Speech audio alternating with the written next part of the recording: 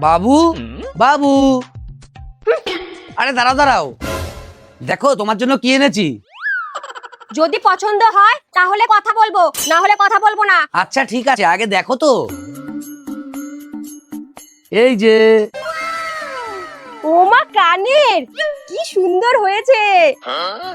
কিন্তু কালকের মতো আর যদি কোনোদিন রাত করে বাড়ি এসেছো তাহলে কিন্তু আর কোনোদিন কথা বলবো না। আচ্ছা ঠিক আছে, আর দেরি করে আসবো না। আচ্ছা এই ব্যাপার, পরের থেকে জিনিস সাজিয়ে নেওয়ার আইডিয়াটা তো খুব ভালো। দাঁড়াও দেখাচ্ছি। ইস, 12টা বাজতে আর 5 মিনিট বাকি। হে ভগবান, 12টা বাজার আগে যেন না আসে। এই রে, চলে এসেছে। 12টাও বেজে গেছে।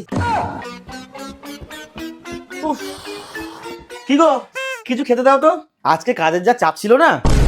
তুমি একদম আমার সাথে কথা বলবা না। রাস্তায় গেলে বইয়ের কথা মনে থাকে না? না, আরে তোমার দাদা থেকে কিছু শেখো, কিভাবে বইয়ের দায়িত্ব পালন করতে হয়, কিভাবে বইয়ের রাগ ভাঙাতে হয়। কি গো, আরে দেখো তোমার জন্য কি এনেছি।